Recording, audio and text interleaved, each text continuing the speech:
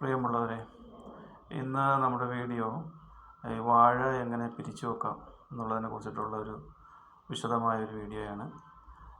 നമ്മുടെ വീടുകളിൽ ചില വാഴകൾ നമ്മൾ നട്ടു കഴിഞ്ഞ് കഴിഞ്ഞാൽ പിന്നെ അതിൻ്റെ കൂട്ടത്തിൽ കുറേ ചെറിയ ചെറിയ വാഴകൾ ഉണ്ടായി വരും. അതായത് പാളയംതോടൻ, പൂവൻ, ഞാലിപ്പൂവൻ, പിന്നെ കണ്ണൻ, ഇങ്ങനെയുള്ള വാഴകളൊക്കെ ഒരെണ്ണം നട്ടു കഴിഞ്ഞ് കഴിഞ്ഞാൽ കുറച്ച് കഴിയുമ്പോൾ കുറേ വാഴകൾ അതിൻ്റെ കൂടെ വരും.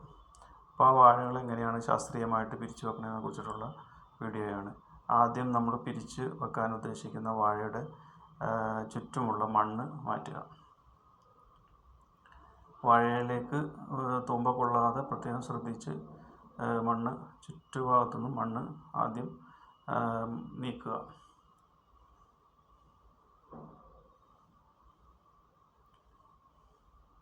അതിനുശേഷം നമ്മളൊരു കമ്പിപ്പാര എടുത്തിട്ട് ഈ വാഴയുടെ നമ്മൾ പിരിച്ച് മാറ്റാൻ ഉദ്ദേശിക്കുന്ന വാഴയുടെ ചുറ്റുമുള്ള വേര് കൊത്തി മുറിക്കുക.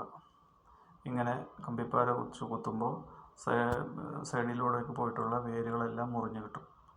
അങ്ങനെ ആ വേരുകളെല്ലാം മുറിച്ചതിന് ശേഷം പിന്നെ ഇതിൻ്റെ മാതൃവാഴയായിട്ടുള്ള ഒരു ബന്ധമുണ്ട്.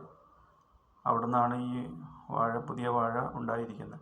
ആ ബന്ധം വളരെ സൂക്ഷിച്ച് വാഴയുടെ ചോട്ടിലേക്ക് മുട്ടാതെ എന്നാൽ ആ ബന്ധം പിടിക്കാൻ ലെവലിൽ ഈ കമ്പി വെച്ച് നമ്മൾ നന്നായിട്ട് ഇങ്ങനെ കുത്തുമ്പോൾ ആ ബന്ധം വിട്ട് കിട്ടും.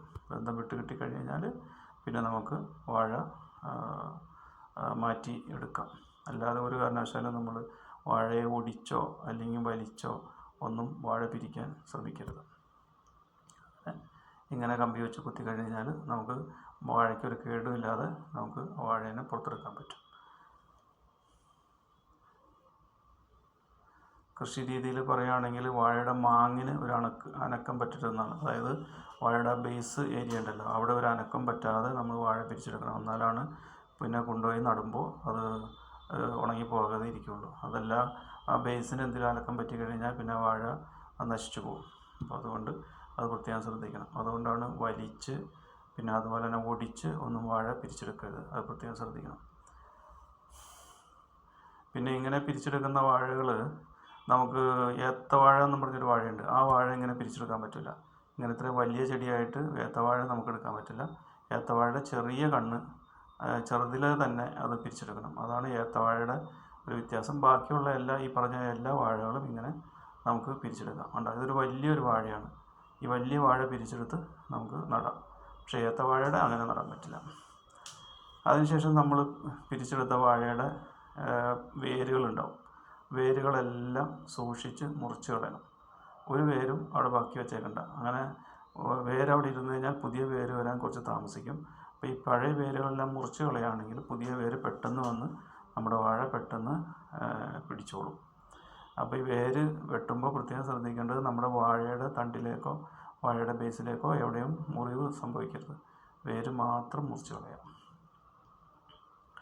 എന്നിട്ട് നമുക്ക് നടാനുള്ള ഏരിയയിൽ ഒരു കുഴി കുത്തുക.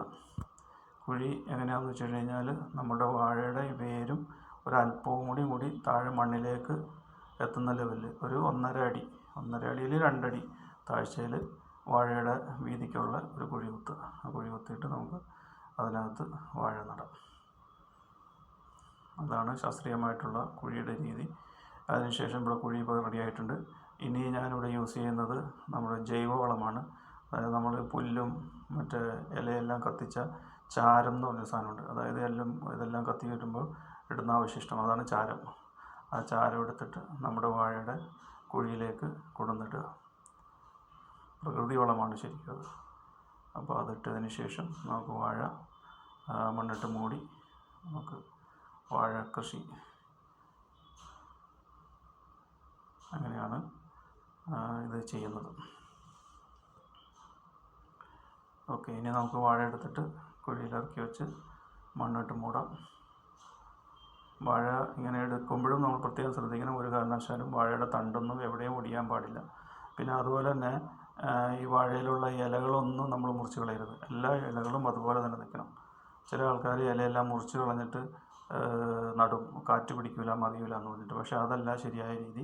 ഒരു ഇലയും അതിൻ്റെ മുറിച്ച് കളയരുത്. ഈവൻ ഉണങ്ങിയ ഇല പോലും ഉണ്ടെങ്കിലും അതും മുറിക്കാതെ അങ്ങനെ തന്നെ നമ്മൾ നടുന്നതായിരിക്കും ഏറ്റവും നല്ല രീതി. അപ്പോൾ ഇതാണ് നമ്മുടെ വാഴ കൃഷിയിൽ നമുക്ക് പറയാനുള്ളത്. ഇതിനകത്ത് ആർക്കെങ്കിലും എന്തെങ്കിലും അഭിപ്രായ വ്യത്യാസമുണ്ട്, വേറെ ഏതെങ്കിലും ലെവലിൽ കാര്യങ്ങൾ ചെയ്യുന്നുണ്ട്, അല്ലെങ്കിൽ വേറെ ഏതെങ്കിലും ശാസ്ത്രീയമായ വശങ്ങളുണ്ടെങ്കിൽ നിങ്ങൾക്ക് ചൂണ്ടിക്കാണിക്കാം. ഈ വീഡിയോ ഇഷ്ടമായാൽ നിങ്ങൾ ചാനൽ ഒന്ന് സബ്സ്ക്രൈബ് ചെയ്യുക, പിന്നെ ലൈക്ക് ഷെയർ എല്ലാം കൊടുക്കുക, സപ്പോർട്ട് ചെയ്യുക. ഓക്കെ, തൽക്കാലം ഇത്രയേ ഉള്ളൂ. Bye bye.